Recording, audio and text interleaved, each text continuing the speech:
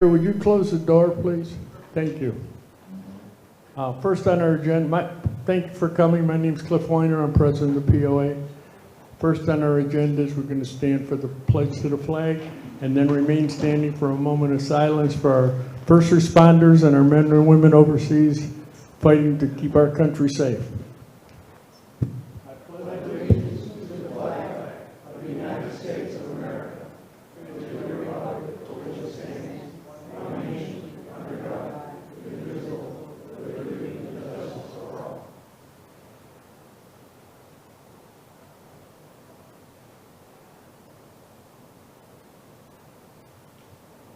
Thank you. Please be seated.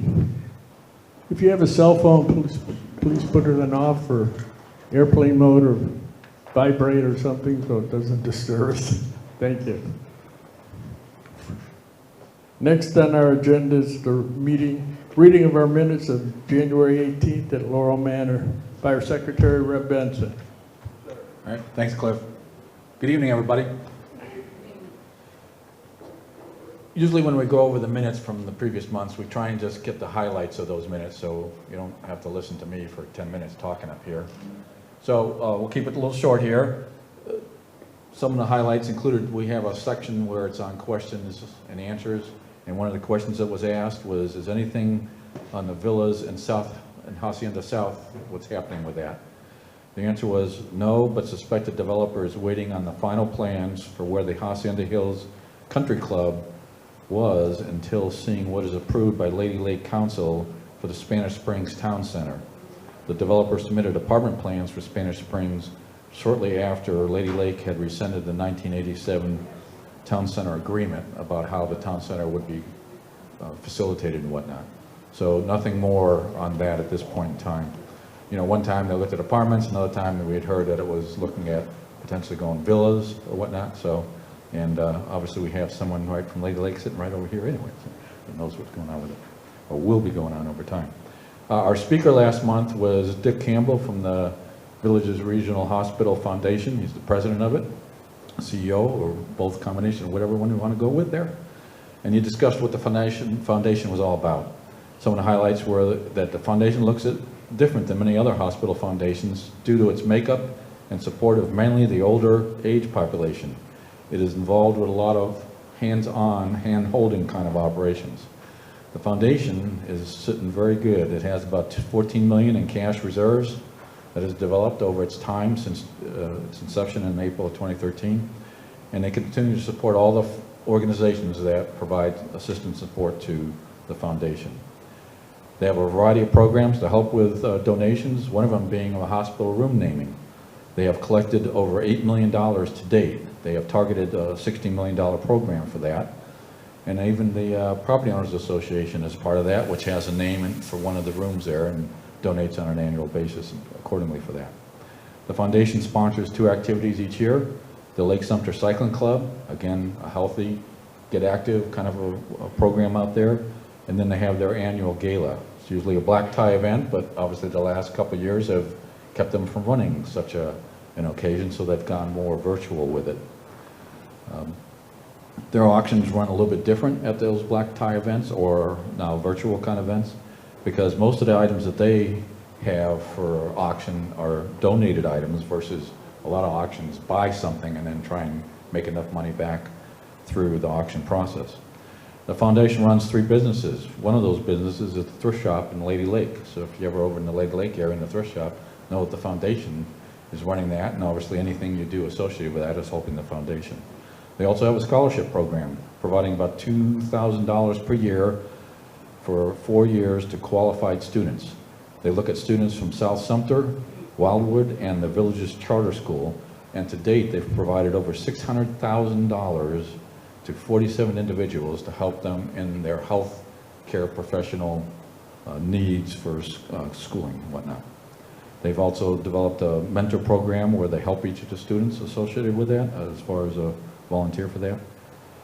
And that was about it. More of it was in the paper too, so if you read the bulletin you can get a little more information from that. Then we closed the meeting shortly after that. Thanks, Rep. Can I get a motion to approve the minutes from somebody? Second? All in favor? All opposed? Thank you. Next is, if she can make it up here, is our treasurer's report from our treasurer, Donna Kempa. Hi, everybody.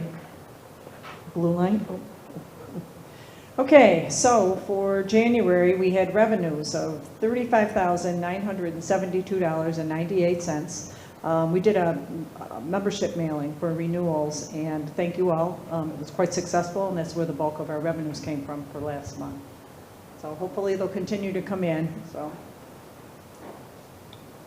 Hold on, sorry. Okay, and then we had expenses of $21,793.86. So we're starting the year in the black, $14,179.12. And we have $170,128.72 in our operating funds account. Thank you. Thanks, Donna. At the back of the room, at the back tables, we have our friends from Seniors versus Crime, the Hospital Auxiliary, and Realty Execs. Thank you guys for being here. Something that I started to do a couple of months ago is if there were any supervisors or Sumter County commissioners or anyone else that serves these communities that we live in, I like to introduce them because you need to know who your people are. So I'm going to start with Jerry Vicente,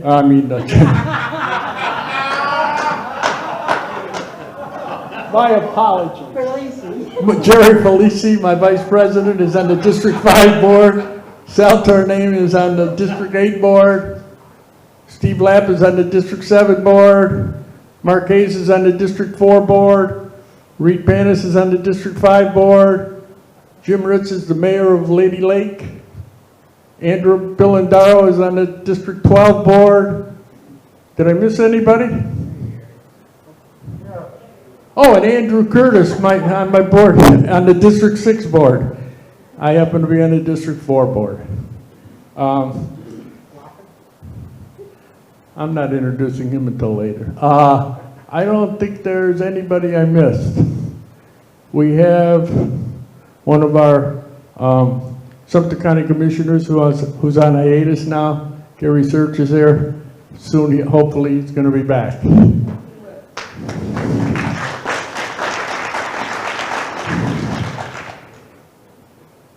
For those of you that are members, April 9th, we have our annual shredding event at Wildwood Community Center. You must be a member to get a ticket. If you need a ticket, you can go online and get one. Send me an email and I will send you back a ticket. Up until now, we're at 350 tickets issued. So we got lots of room and we still have a month, 2 months actually, almost to go. So it's going to get full. It always does toward the end.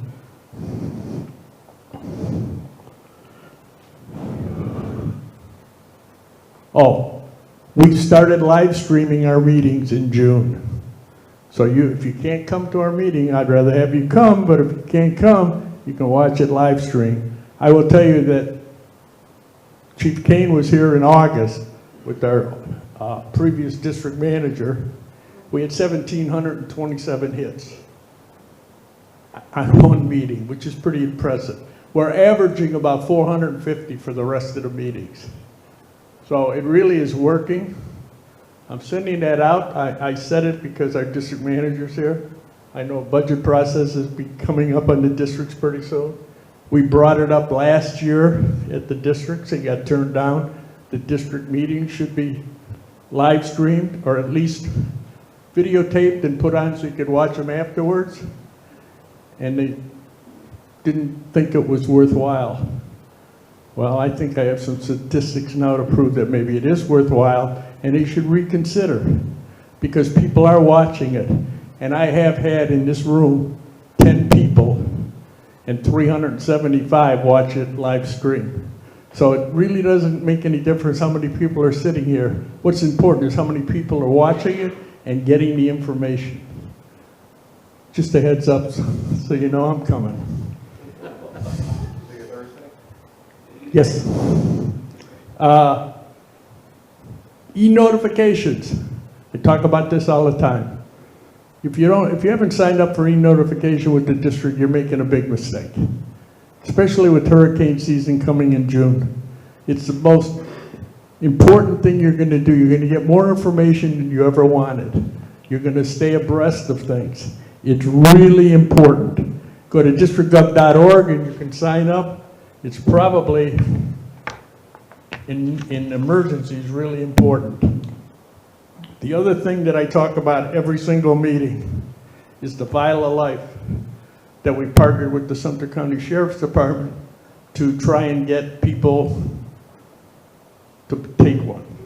You take this tube medicine container, you take this form, there's 2 pages, you fill out the second page with all your medical information, all your medicines, you put the one green sticker on your front door, you put the other green sticker on your refrigerator, you put this in the refrigerator on the top shelf. God forbid, in case of an emergency, when the EMTs, when these people come, they're going to see it, they're going to go to the refrigerator, you're going to save lots of time, lots of precious seconds, make their job much easier, and you're going to maybe save a loved one's life. It's really, really important. We have some in the back. You're more than welcome to take them. I promised Lieutenant Seymour I would do this until every village's household has one. So I got a long way to go. Please help me, guys. I want to stop doing this. I was going to talk about the Special Fire District, but I'm going to leave that for Mr. Blocker. I talked about the Vial of Life. Do you have tickets for the cash raffle? Oh. Mr. Vicente, go get him. While he's getting those, oh, he's got him already. Okay, he's really fit. Quick. Grab 3, Jeff.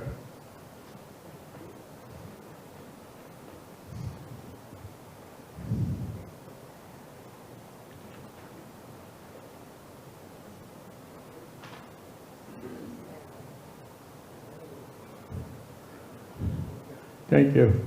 Oh, we got a red one today. Okay, we'll do the red ticket first. Last 4 numbers, 3152. Oh my God. Mr. Hayes. Blue ticket. 9956. By the way, there's a new rule that if nobody claims it, it goes to the president. 9956. Somebody got it. I don't believe it. Maybe the president will get one. I got it. Oh, I know it. See? Never get one.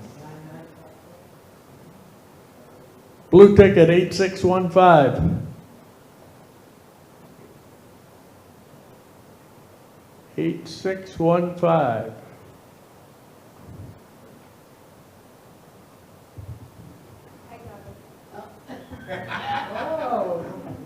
Karen got it. Okay.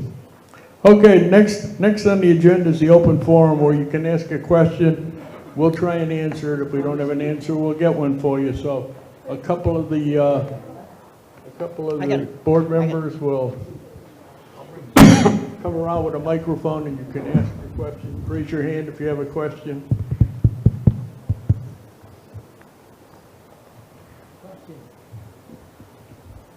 No questions? Oh.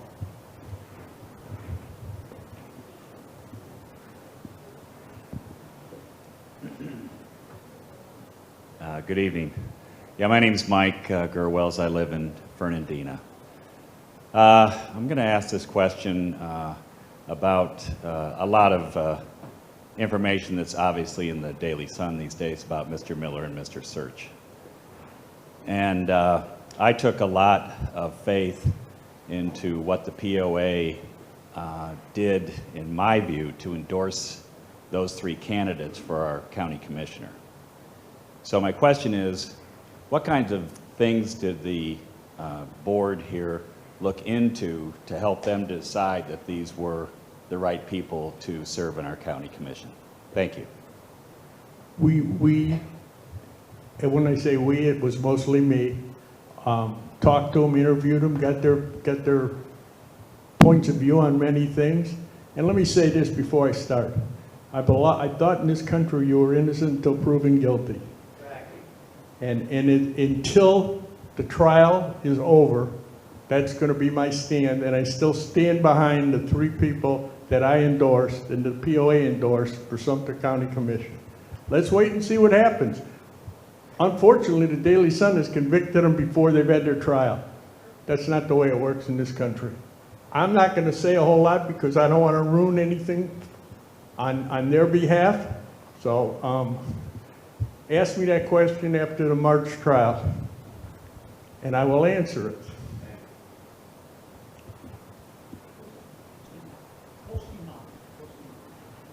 Hey, Paul Simmons from Village Del Mar, and just as a note, my parents were here in '89 before it was Village Del Mar, and now I'm at their house since they passed. But, you know, I've seen a lot of things with the villages, and back then it wasn't even the villages yet, it was Orange Blossom Gardens. And from what's happened the last 5 years, maybe a little bit more, makes me want to leave. And I really hope with Gary and the commissioners from Sumter County that everything goes well, because it was definitely very wrong and never should have happened, because they were voted in 70%. And that's the reality. But I did have a question about what's going on with Spanish Springs, especially the Rialto Theater, because they should know by now what's going on.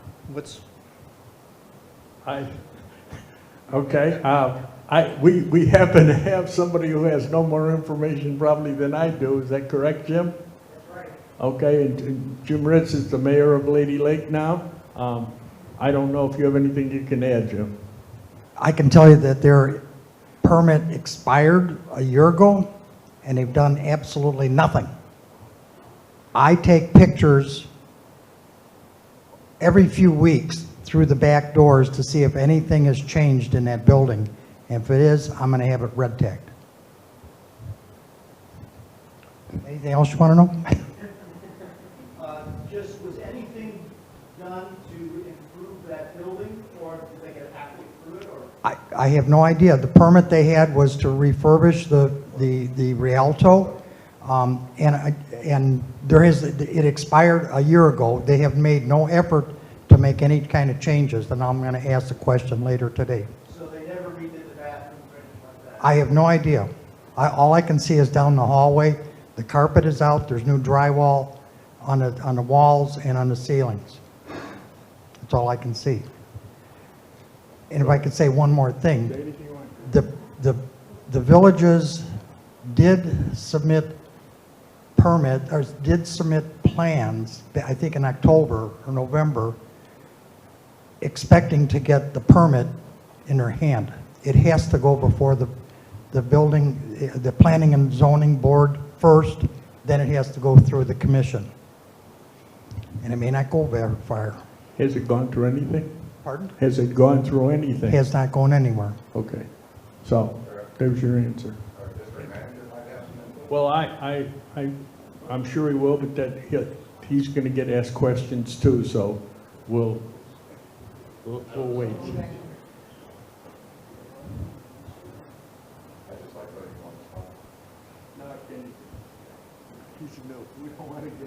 We don't want to scare our people. I'm Scott Fenstermaker. I live in the village of Winifred. I'd like to back up to a question that the gentleman asked about the commissioners and your reply to it, Cliff.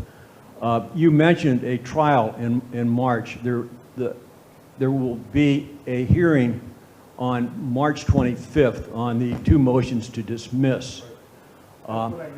I have spent a fair amount of time looking into the facts about this prosecution, or more specifically, this persecution. And what is going on right now is absolutely outrageous. I think the POA hit the nail on the head on the front page of its penultimate issue, where It asks if this prosecution is a revenge for these two guys daring to question the developer's sweetheart impact fee. I was very disappointed in the last bulletin to see news of this relegated to, I don't know, page 6 or something like that, but this is really front page news, and people should be aware of it, and they won't become aware of it on the basis of the Daily Sun, which has, as Cliff pointed out, convicted these guys before trial. I have read the entire transcript that is the basis for these perjury charges. The charges are absolutely bogus. I will be amazed if they are not thrown out on motion. I just want to encourage everybody here to spend a little time looking into the background of this, particularly asking yourself the question of who is paying Attorney George Angelitis to try to dig up dirt on these guys. He started a fishing expedition almost a year ago aimed at finding some way to get these two guys out of office. He will not disclose the name of his client, but a pretty good guess would probably occur to anybody who thinks about what's going on, because there are tens of thousands of dollars of attorney fees he obviously has run up. Who's paying him and why? This is something that should be front page of the bulletin, and it should outrage every single resident here who understands what's going on. Thank you for your comments, Scott, but I will be the one that determines what goes on the front page of my bulletin, and I do the best I can. Anybody else? Got one over here. I'm Deanna Joplin from Citrus Grove. I moved close to my house the 1st of August, and I've enjoyed this tranquil way of life until recently. I know I might be a little naive, but what can be done about the speeding on some of the main roads, like Morse, etc.? Mr. I was Blocker. run down twice yesterday. Mr. Blocker, can you give that to Lieutenant Zemer? That's why we have somebody here from district staff who can do a lot more than usually I can. He will take care of it. We had that come up at a couple of board meetings in the last week also, so it's something we're well aware of. Question. Ken Anise, Village of Dunedin. I was just wondering if there's been any kind of investigation into any of these major drainage problems of some of the villas I've been reading about. Sounds like we've got some very expensive repairs coming up.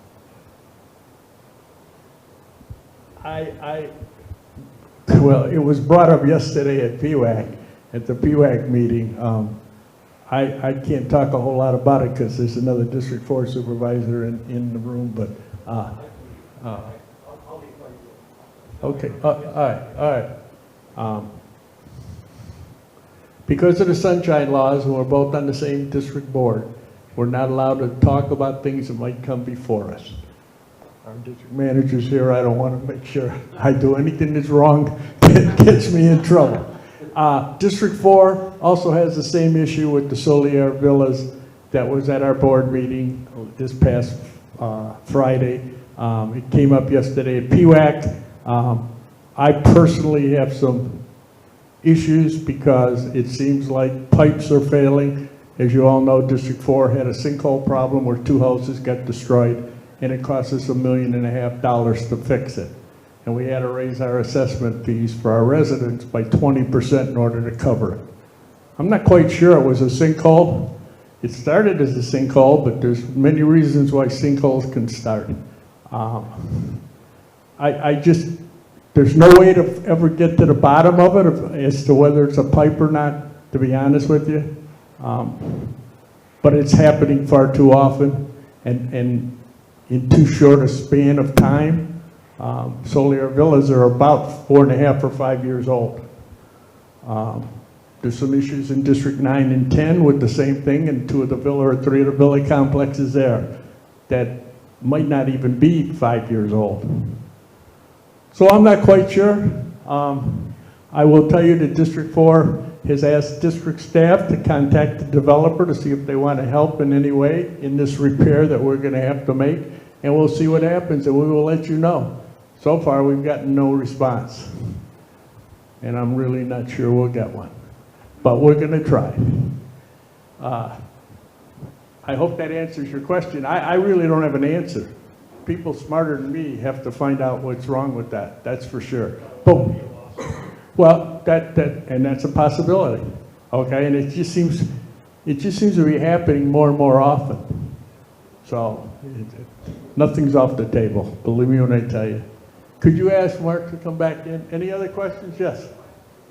Yes, I wondered what can be done about the overgrowth in most of the lakes around here. I don't live on a lake. I have no vested interest in this, but a lot of the people are losing their lakefront property even though they're still being taxed as lakefront property, and they deserve to have the lakes cleared out where we have full water view. I will tell you that the district does have a program to do it. I'm not quite sure if we're in that period right now or not, Kenny. I will have the district manager sitting right here, have him get me an answer and email it to me, and we will put something in the bulletin so everybody knows. Yes. We actually started doing the pond in front of our homes, Arson, Bell Circle, they retreat, out there treating today. Oh, really? Okay. Okay. Well, because it usually happens sometime in March, usually. So, yes, yeah. So, okay, that's good to know. Thank you, Steve. Anybody else? Okay. With that, thank you for the questions too. With that, we'll get on. Sitting to my left are three gentlemen that I'm sure are well known to most villagers. We have our district manager, our new district manager, Kenny Blocker.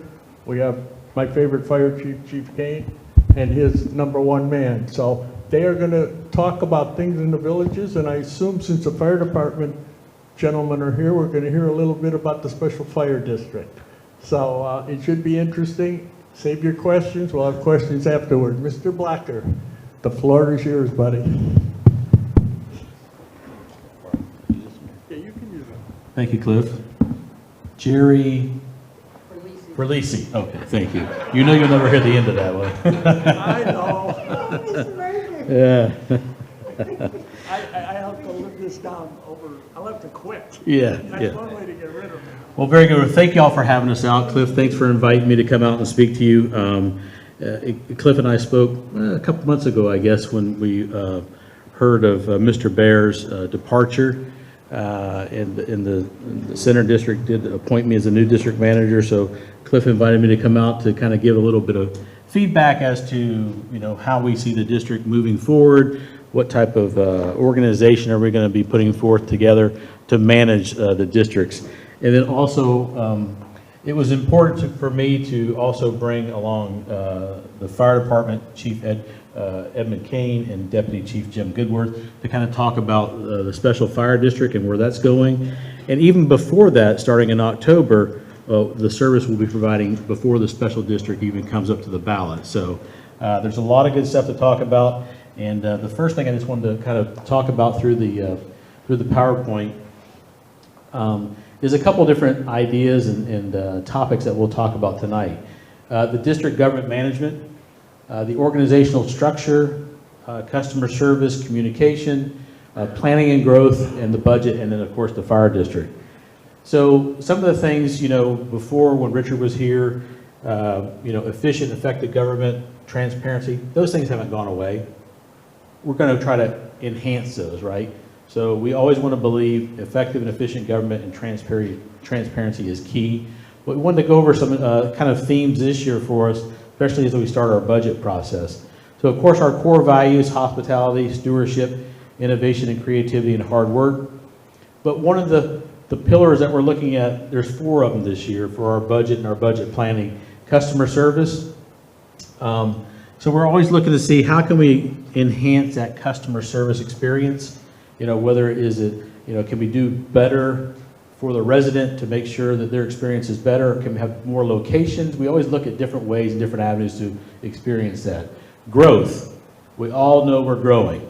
We're going to be growing more and more south of 44. And also we have to look at rec centers, community watch. How does that growth affect the budgets, and also with Department of Property Management? So growth is a key in how we look at our planning processes. The next thing is inflation. We all know we're getting inflation, right? Inflation is going 7% this past month. Price of oil, $90 a barrel. I think last I heard when I came in on the futures market, it was about $92 a barrel.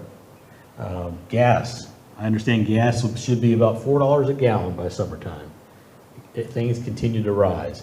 Unfortunately, that is just what we're going to have to deal with. A couple other things when we look at inflation, some of the unintended consequences that sometimes when government looks at wages. Right now, you know, with the state of Florida, that we're supposed to be hitting $15 an hour in about 4 years, 5 years from now to pay minimum wage. So if someone says, well, what does that impact? What does that impact to the districts? In total, when we look at the impact of that minimum wage increase over the next 5 years, it's about $2 million. Those are things that we have to look down the road and plan for and make sure we have adequate planning to make sure we take care of all those issues. So just when you're looking at inflation, minimum wage increases, gas, all those things have to be taken into account. Now the Fed has just come out, you know, and kind of signaled that they're going to be raising interest rates on the short end to try to combat inflation. Some say 4 times. I heard this morning that it's now going to be 7 times this year. That's a lot of rate hikes in 1 year to try to fight inflation. So everyone is looking to look at inflation and how we're going to overcome it and how we're going to plan to budget for that process. Also with planning, if you go back one more, Jim. When you look at planning, we always look out and see how we can plan for the future, plan for the current and for the future to how we can effectively operate all the district governments. We have many of them to manage, and we always look to see how we can plan.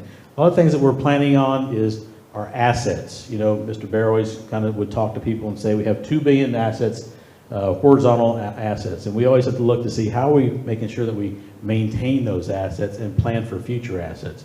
But on top of that, you also have human capital. You have to plan for those assets as well too. How do we bring in new employees? How do we retain new employees? So those are all things that we look at, especially when we look at our budgeting process, but also looking at our core values and how we can manage the districts to maintain the integrity that everyone is here for, but also plan for that growth that is coming. So we look at many, many different facets, and that's kind of the flavor of what we're looking at this year and this year's budget process and how we're going to put together the budget. So one of the tools that we use, and I always go back to, you know, one of these good old management tools that I learned many, many years ago, but is very relevant today, is the Plan, Do, Check, Act.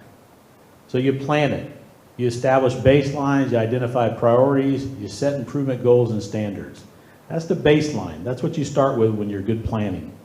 Then you do it. So you implement those actions and you plan to achieve those goals. So you plan it, you do it, and then you look at it, you check it, you monitor it. Did you hit your goals? You measure it. Are they effective? You document those results.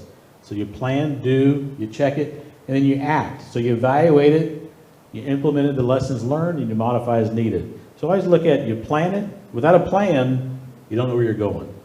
Then you do it, you implement that plan, and then you check it to make sure the results are what you intended.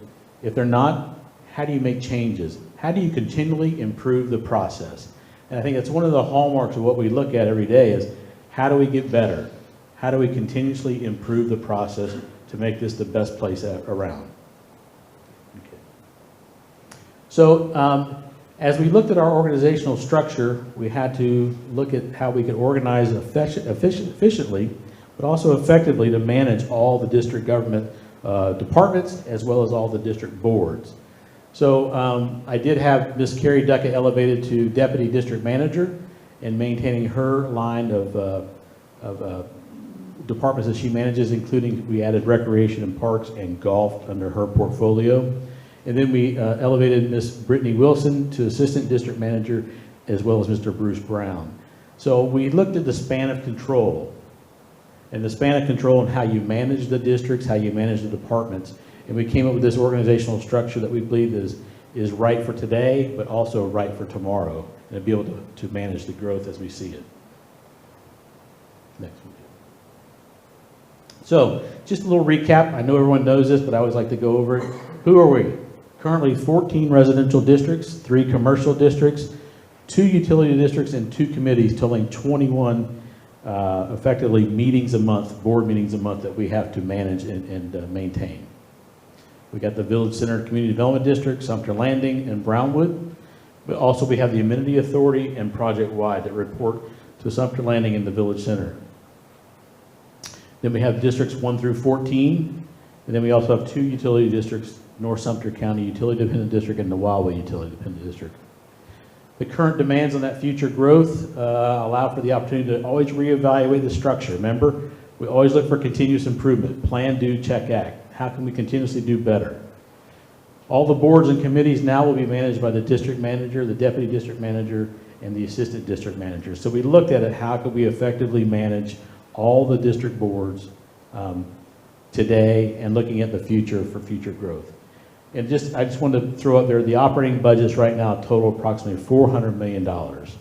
That's going to grow as more districts come online. So we're responsible for certainly managing all that for all the districts, but also going to all the districts and building that plan with every district.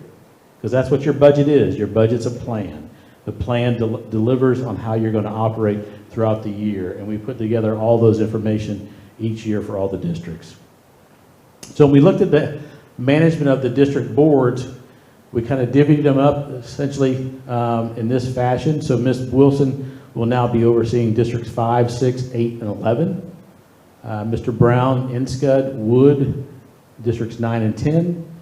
Ms. Duckett will have AAC 1, 2, 3, and 4, 7, 12, and 13. And then I will have the Village Center, Sumter Landing, Project Wide, Brownwood, District 14, and then onboarding all the new future districts. Because we know we're not stopping with these. We're continuing to grow. So we had to have a plan in place that we could manage and then also build for the future in the growth model that we're looking at. So customer service, one of the things we talked about, one of our hallmarks in looking at the budget is looking at how can we enhance the customer service experience. So right now, we provide that one convenient phone number. We have 2 locations, one of course at Old Mill Run in Lake Sumter Landing, and also right up here on Morse Boulevard at the fire station. So one of the things we look at, is there a better way of delivering that service? Do we need a different location, a different satellite office, or more satellite offices? So we're certainly evaluating that to look and see for the future, is that an alternative that we need to put out there to make sure we have ample service available for all the residents to come in. So those services include ID cards, gate access cards, payments for utilities, trail fees, and amenity bills, and even coming out and meeting with the community standards teams and more. So we want to make sure we are amply staffed and have the appropriate space or the locations available to meet all the demands and the needs of the residents, because that's what we're here for, to meet the needs of the residents. And sometimes we appreciate Cliff mentioning the e-notification, because that's very valuable, but also we look at always having people sign up for e-billing, register for programs and activities on our website, sign up for those e-notifications. You can always download your declarations of restrictions. That's an important thing that we always get calls about. What's my deed restrictions? It's all right there on the website available for you to locate. Next slide. So one of the things also I talked about is maintaining our current assets, but also preparing for tomorrow. That's a huge responsibility that we have to make sure we can maintain the integrity, the assets of what everyone bought in here for, because that is what you're here for, to be able to enjoy your residential lifestyle here in the villages, and we want to make sure we can maintain all the assets, but also prepare for the assets of tomorrow. So one of the things, go back one.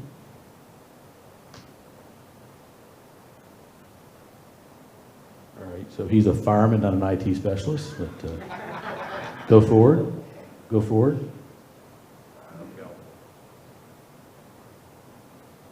There you go. So one of the things, district property management, I mean, the responsibility that this organization has, or this department has, is phenomenal. They respond and make sure things get taken care of on a timely basis. They do a great job. They're responsible for all the planning, forecasting, and executing all the routine and major maintenance and capital improvement projects across the district. And like I said before, overall they're responsible for the care and maintenance of the repair of more than $2 billion in assets. They do a lot of work behind the scenes, in front of the scenes, things you don't even know what they're doing, but they're making sure that things are getting taken care of. And one of the big things that we have implemented, certainly of recent, is all the planning they're doing, like I said, for today's asset and then planning for tomorrow's assets and maintaining those facilities that they do. CityWorks. One of the tools that will be implemented in the near future to help maintain all these assets is CityWorks. For this year, the utilities will go live in Scud and Wood, and also VCSA and LSSA up in the Village Center area. They will go live with GIS and the CityWorks platform to help maintain all their assets. That's a huge ordeal that we've been going through for a couple of years, and this project for the utilities is coming to fruition.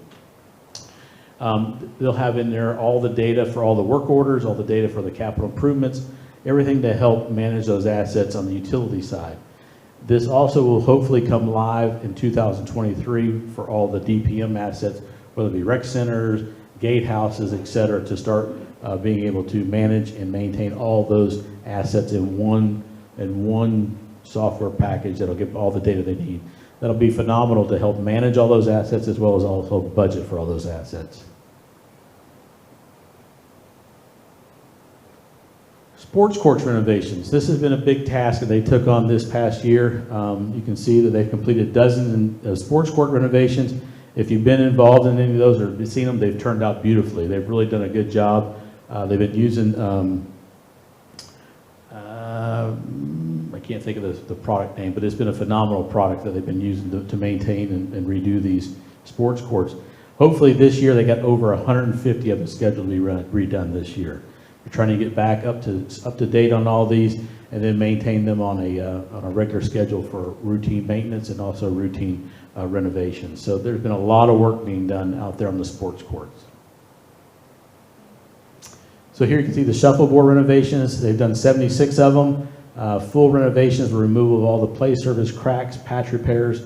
This is the product. The Nova Sports product has been phenomenal. They really have touted this product to be a good product that will last for many, many years and be able to wear very well and be able to be a good playable surface. So they've certainly been out there in full force trying to get these sports courts and shuffleboard renovations completed. Pools. They've renovated 17 pools this fiscal year, including 2 sports pools, and I didn't even know this. Mulberry has never been renovated. This is the first renovation in 18 years, and it came out beautifully. I saw the pictures, went out there and looked at it. A great job. These guys are doing phenomenal work in maintaining these assets. First responders. Has anyone been up there to see first responders? The project is going beautifully. This is the overview. It will feature the 18-hole putt and play, the lawn bowling, resort-style pool, fire pit, multi-purpose fields, and a walking trail. If you get a chance, it is a very nice facility that they're renovating. Here's just some more aerials of it. You can see the putt and play. The Lake Miona Walking Trail. This is a project that came about with Project Wide. It provides the premier recreation amenity to the villages, featuring a trail that can be used for hiking or walking, nature trips, bird watching, all along from Lake Miona all the way down Black Lake Preserve. The trail is currently, I think, out for bid. It should be looking to be hopefully awarded here soon. But this is one that came out of PWAC. It was an idea from the Project Wide Advisory Committee. We looked at it, we did some due diligence and brought back some ideas and thoughts, and that's where it came out of. So another one of those good amenities from the committees that would come forth, and we're very happy to be able to provide that service. So other projects DPM's been doing, trellis replacements. They did the covered wagon at Spanish Springs, entry sign and painting, all types of interior painting and exterior paintings at rec centers, wallpaper. I think Savannah Center, it should be getting done here soon because it needed some wallpaper. But they've been doing all that upgrades, stormwater upgrades, roof replacements, HVAC. So they are putting in a lot of time and effort to maintain these assets and to continue to maintain the assets, and also have a plan for the future of all the assets to make sure they're maintained appropriately. Another one I want to talk about was executive golf. Mr. Leininger has done an excellent job in looking at the golf courses and how they can maintain them as well as refurbish them. The AAC approved the capital improvement plan for Mira Mesa, so that will be going on. That project will consist of new greens, tees, fairways, and improved bunkers. So everything that Mitch is looking at to accomplish the outcome is phenomenal. The jobs that are being done out there are just spectacular. And then PWAC approved the capital improvement project for the cart path connectivity on the par 4 holes of the executive courses located south of 466, that being Yankee Clipper, Palmetto, and Volusia.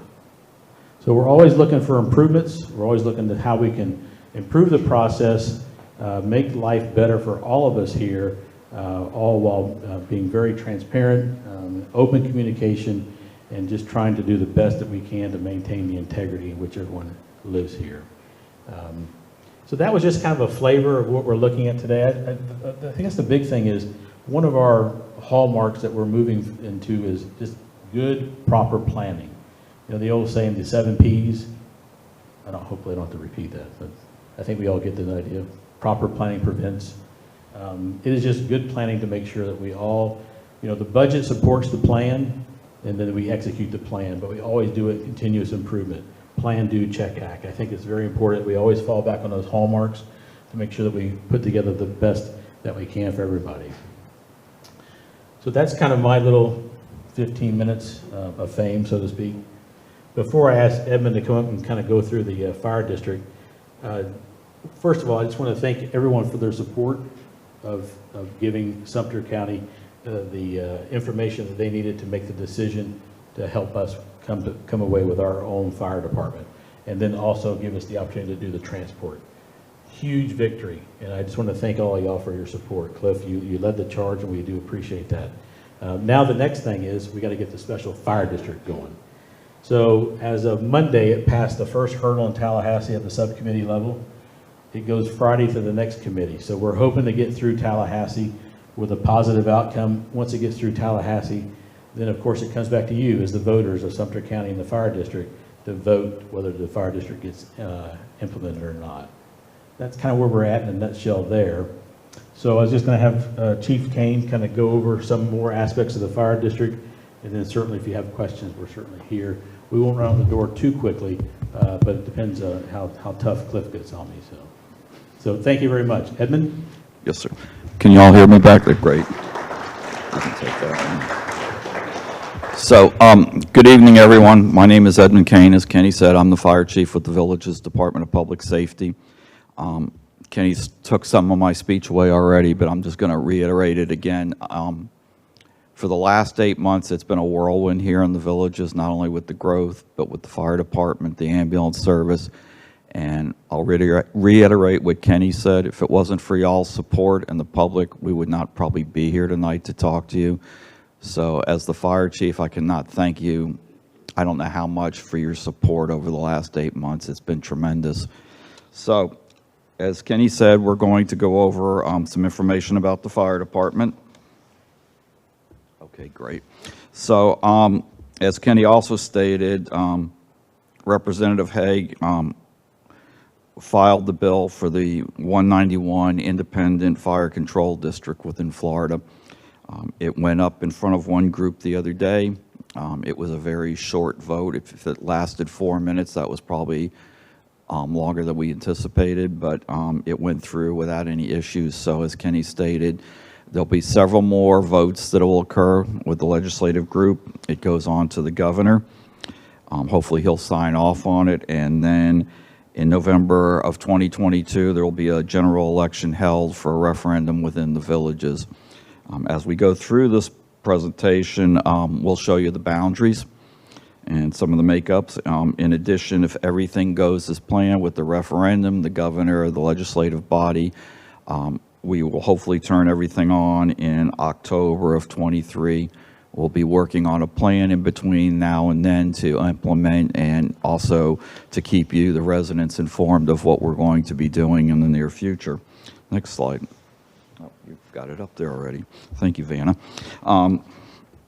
The proposed boundaries of the village's independent fire control and rescue encompasses the majority of Sumter County. If you look at the map behind me, the areas in green, or where the red boundaries are drawn, are actually what the 191 fire district will be composed of.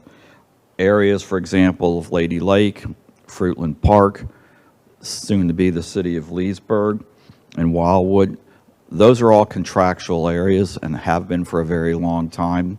They will continue to be contractual areas as part of the village's public safety system.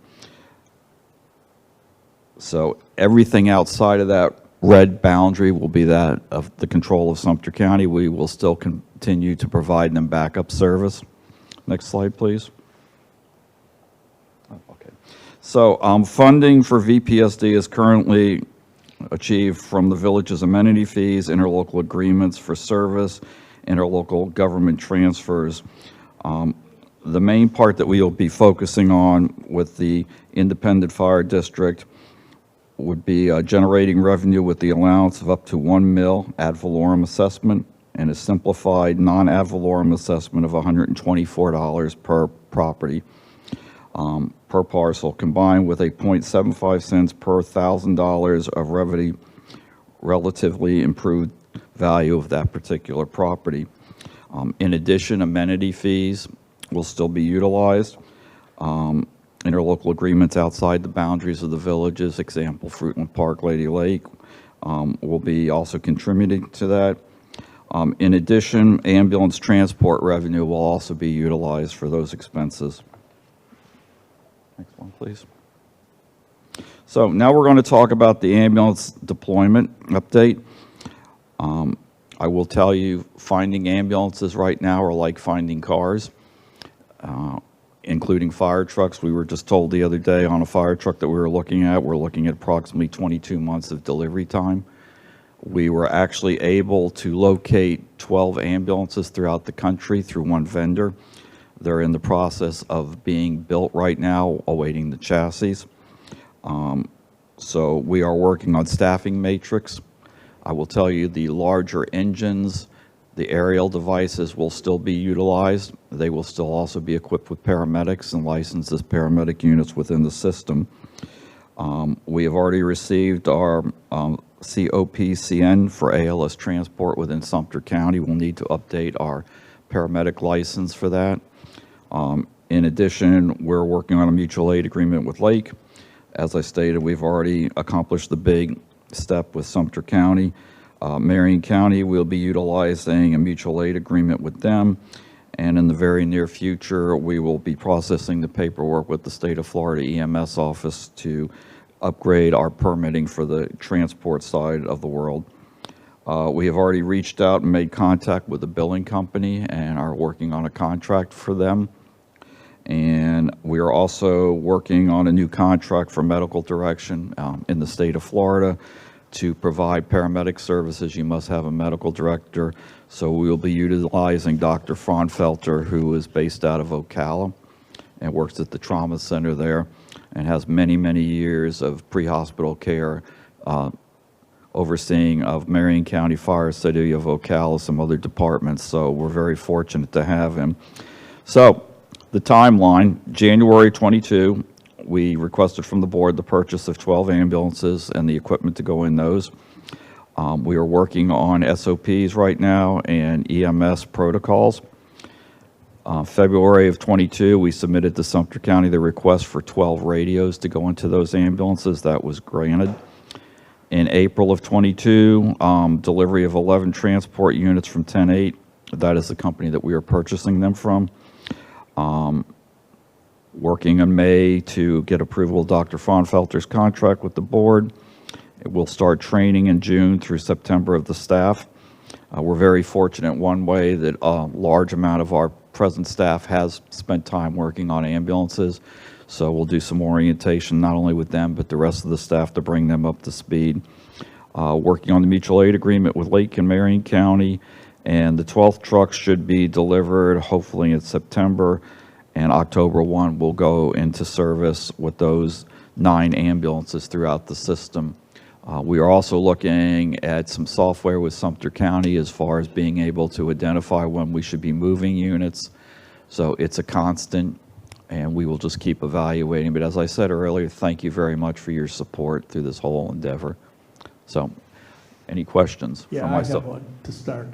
Okay, and it's for you, or it might be for Kenny. The $124 per rooftop, is that everybody in the villages? Does that include Marion County, which is not part of this agreement? No, it's not. So, okay, I just want that understood. Marion County is not part of this at all? No, If sir. anything, it will just be a mutual aid agreement? Correct. Between the Public Safety Department and Marion County? Okay, so it's the $124 rooftop is strictly for Sumter County residents? That's right.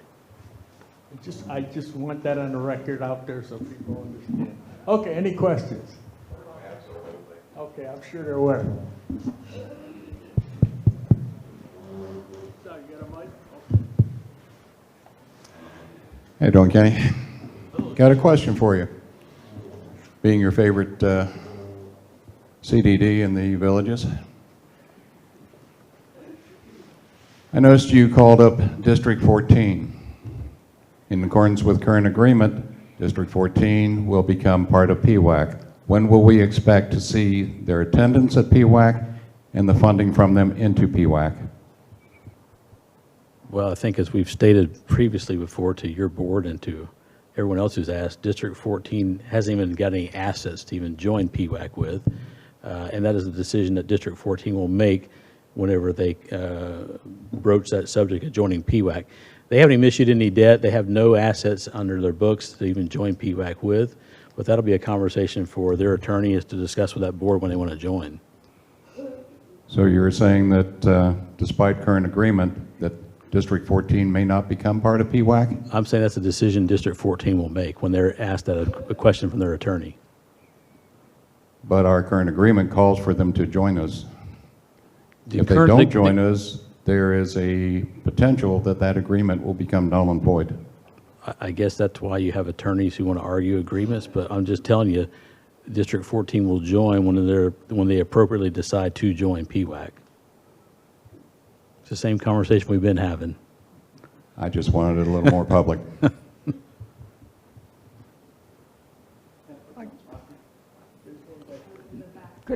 I got a quick, can you hear me? Yeah. I got a quick question.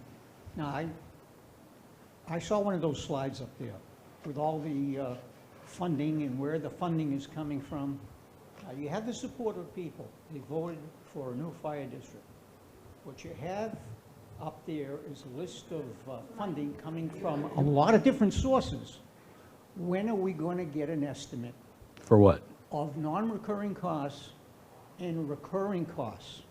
Now, I understand the size of the property will determine what the individual owner is going to pay, but we need some kind of estimate before we vote on this. No, certainly understood, but one of the slides up there, and that's what Chief I King... believe it's slide 20. Yeah, it's 100, so the current language in the bill that's before Tallahassee is the funding for the independent fire district is $124 per rooftop plus 75 cents per 1,000 improved value. Right. And then the board could levy up to 1 mil as well. It includes the amenity fees, too. That's correct. That hasn't changed. So all those together, when are we going to receive, because right now, it's very convoluted. You can't understand where the majority of funding is coming from and what the average house is going to cost. So, well, you can figure that out. You just look at your improved value and 75 cents per 1,000 of improved value in addition to the 124. Okay, but we need some kind of a figure on this. So currently, and we can put out examples, certainly, but currently you pay in Sumter County, $124 per rooftop, plus there's other dollars that come from the general fund on the ad valorem side from your millage rate. Because right now, we operate totally by interlocal contracts, interlocal agreements. And with Sumter County, the agreement is that we provide them a budget request and they fund it.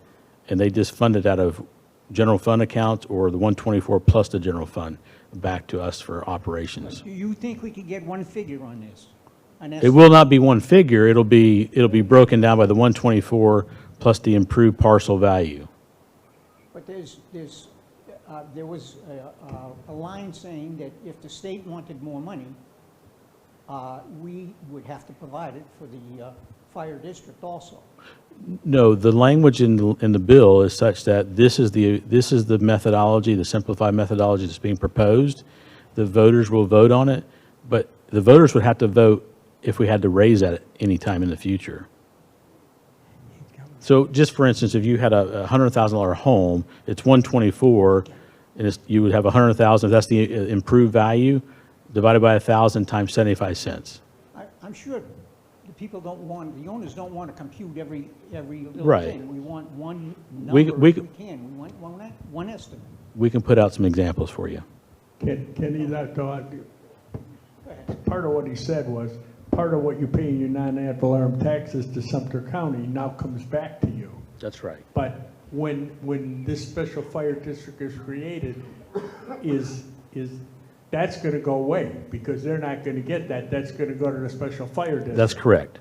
So it's basically what you're trying to say. It's basically the same amount of money. 124, we kept it constant, but the difference is you would pay 75 cents per thousand improved value to include commercial. And commercial will be done differently than it is now. That's correct. That's also, I mean, these are, and the only reason I'm asking these questions is because hopefully a lot of people are going to watch this live stream. But these are the kind of questions that I'm getting is from residents that call the POA. I want people to understand this because we only have 7 months or 8 months until this is on the ballot. October. And they need to understand it fully so that hopefully it passes. They Right. want to know how much it's going to cost them out of their pocket. Absolutely. That's the bottom line of That's this the whole bottom- thing, so. And we don't want to go through this computation exercise. We want one number. Well, we can do some examples for you, yeah. I mean, if you give me yours, I could figure it out, but I mean, we could just do examples based on, different properties and different values out there. Sure, if you can set some examples. Yep. Size Yep. of the house and so forth. We can do that. Yeah. And probably what we need is like, if you have questions, Cliff, we can put up like a frequently asked question thing. A young lady who wanted to know, does the apartments consist of one rooftop or is that multiple? That's if it's one parcel on the tax roll, it's one parcel, but then they look at the improved value is where we get 75 cents per thousand improved value.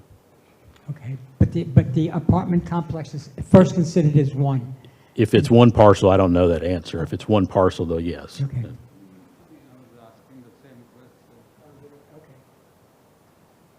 Yeah, question here, question. Go ahead. I'll come back to you. Can you kind of go through these different costs and tell us which ones we're actually paying now and which ones are going to be new? Are you in Sumter County? Yes. Okay. So you pay $124 per rooftop right now, and then you pay a piece of your millage rate out of your ad valorem side that comes back to us as well.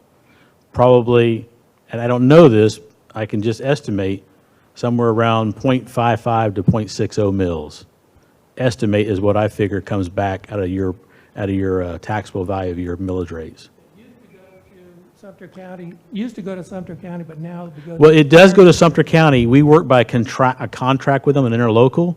So the funding comes from Sumter County to us, but you pay in your tax bill $124 for fire assessment, non-ad valorem, and then there's also some of the general fund millage rate property value that comes back to us as well. I estimate that to be about 0.55 to 0.60 mils. That's an estimate on my part. The county would have to let you know exactly. Yeah, I think what would be important here is to be able to provide a comparison with what it costs the homeowner now versus what the cost will be, because I look at this and I get confused by this, Secondly, who does the independent fire district report to? It will be a board that is of 5 members, one if it's elected by the voters. But where does that go through? I'm used to county and township government in Michigan, and I know exactly who's responsible for everything. And so it's sort of like trying to figure this out. So the initial bill that is written, that if the voters approve, Yeah. then the governor would appoint the first 5-member board, and then after that, they would be in the election process when they come up for election. Okay. Yes, sir. I don't quote me on this because I'm going to remember. I think it's you go 2 years and then 4 years. Yeah, you're staggered. Yeah, that's right. Kenny, I live in Marion County, and this year Marion County, for the first time, took those large properties, and they call, and don't quote me, I think it's an equivalent unit. In other words, it's 2,680 some square feet equal 1 EDU. And that's how that's going to impact us up there, these large entities and that stuff, these box stores and all that stuff. That's how they're going to calculate that rate. Now, is that what Sumter County is going to do on these large apartment complexes? It'll be for us in the independent fire district, how the bill is written. Is that what you're asking me? It would be Yes. calculated the same, 124 plus 75 cents per thousand of improved value. Okay. So if it's valued at... The nursing homes or the assisted livings, those are multi-family units and all that type of stuff. I know everybody keeps saying they're walking away with a lot of extra money out of this deal, but in reality, if you use that analogy, That's correct. then that's correct. However, if you take the analogy that Marion County is using, they're taking 2,600 and some square feet is 1 unit, besides the base pay, the amount that they're paying. I don't know how they're calculating. I just know Okay, how ours it is being just came out calculated. this year Yeah. with our tax rate. Thank you. Mhm.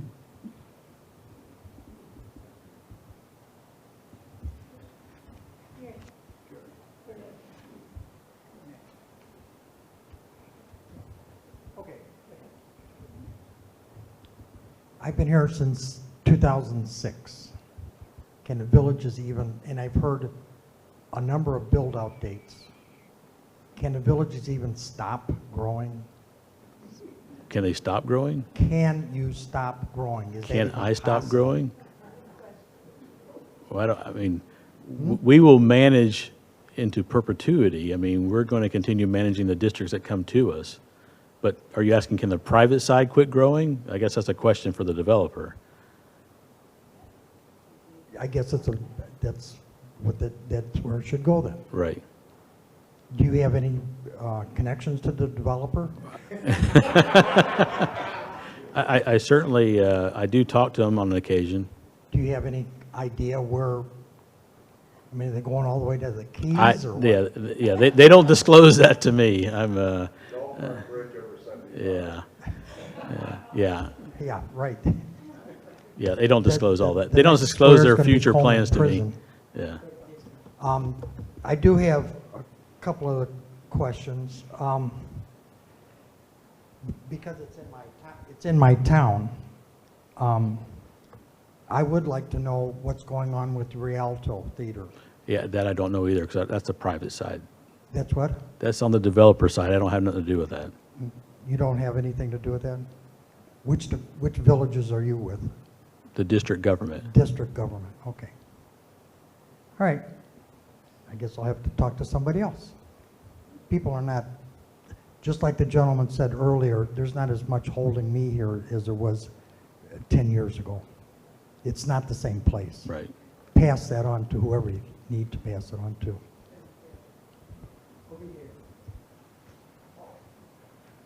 As long as we're talking about fire. I'm Dan Warren, Village of Gilchrist, and I have two questions, or one comment and then a question. The comment is, I would ask Chief Kane's staff and you, Mr. Blocker, to do whatever you can to get a commitment from the county to reduce our taxes by the amount that is currently going to fund our fire.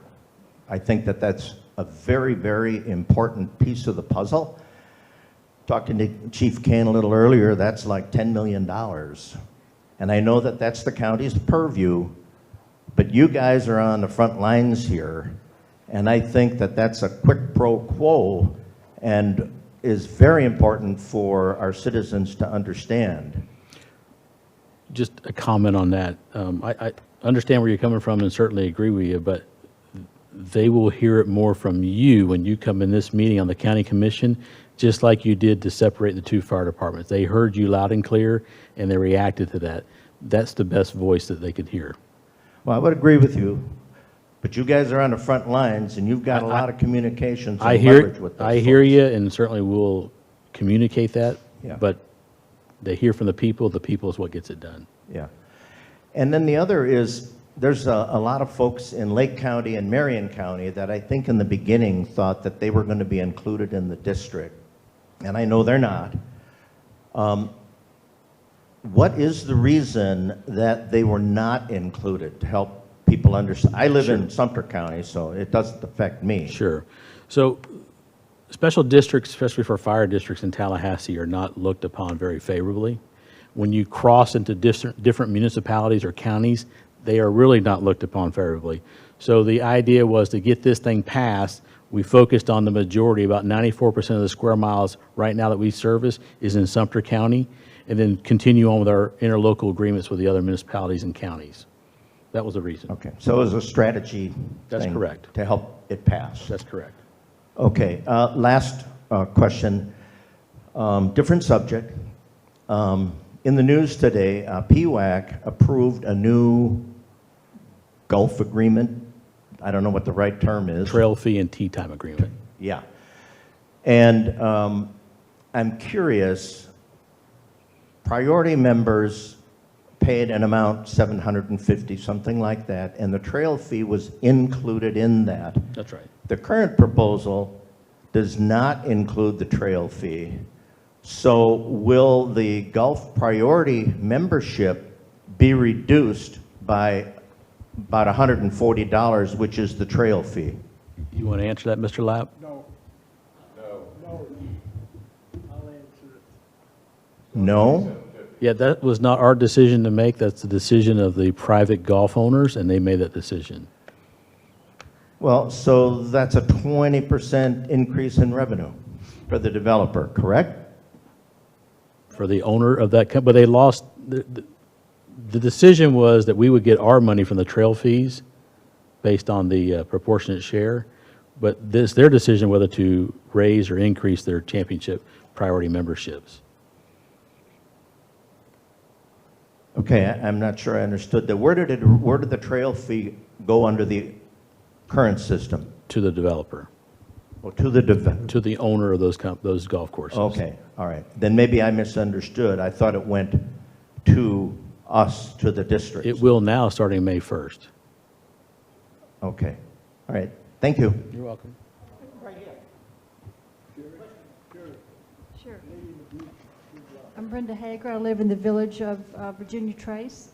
When you speak about the developer, who is the developer now? Who are the individuals that are making these decisions that we're referring to as the developer? It's the village's operating company, the village's land company, the village's Lake Sumter. There's a whole conglomerate of many, many companies.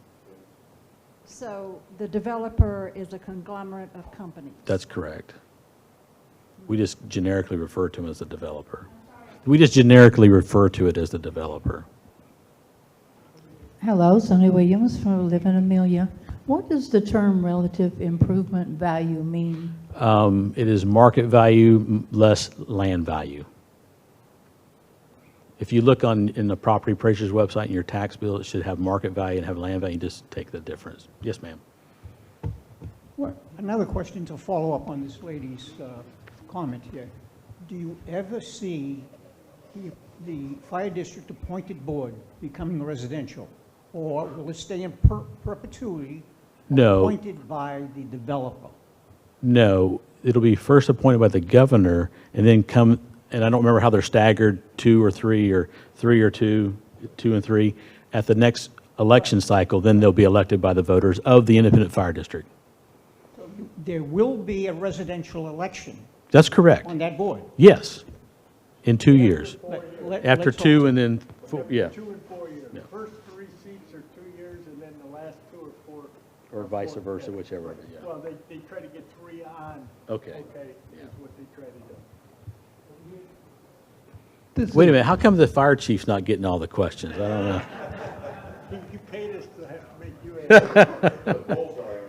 Is that it? At least it's on the front.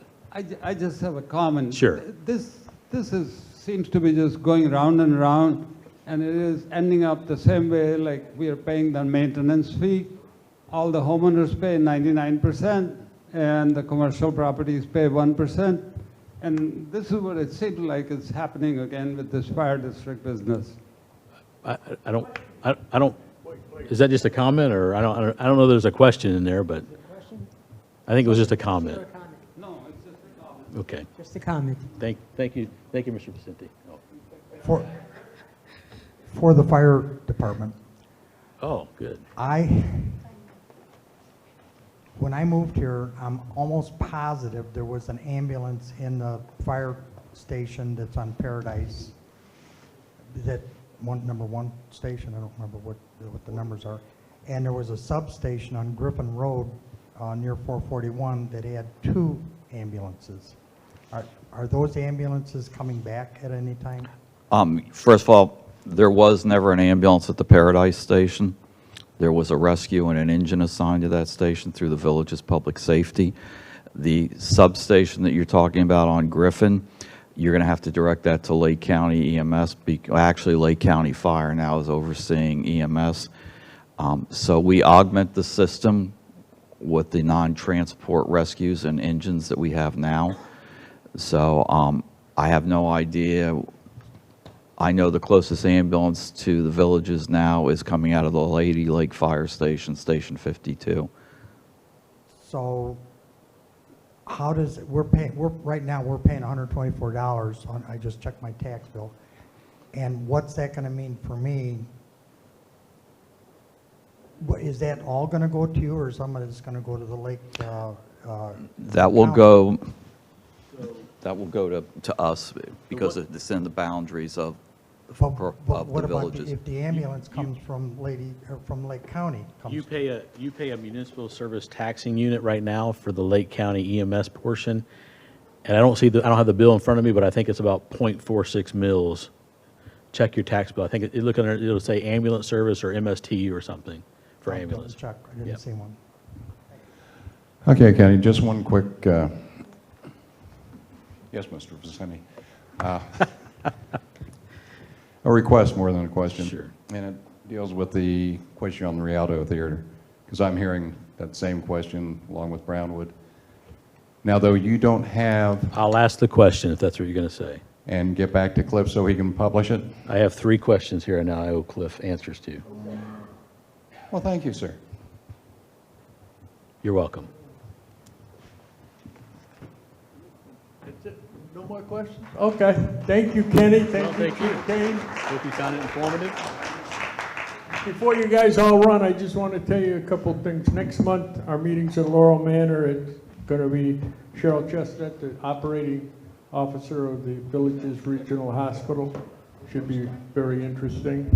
And just for your information, in June, in this building, right here, we're going to have all the people that are running for the Sumter County Commission. Right now, there are 7 that are running, 2 in District 4 and 4 in District 2, or the other way, or 5 in District 2, or the other way around. And by June, there'll probably be a couple more thrown into the mixture, along with anybody that's running for NSCUD. NSCUD is the board that controls our trash utilities and so forth. So it's important. I just want you to know that June is important. March is going to be the hospital where it gets some updates. And April and May are up in the air because I'm going to do some flip-flopping because of having candidate night. First time I ever remember 5 people running for 1 seat in Sumter County, and I've been here 20 years, so it should be interesting. So with that said, we have donuts. Donuts? Well, you didn't tell me donuts, but what are you doing? Yeah, I just wanted to say that a couple weeks ago I was invited to a mayor's meeting for Lake County, And I asked to see the minutes for the previous mayor's meeting, and they said, well, this is the first one.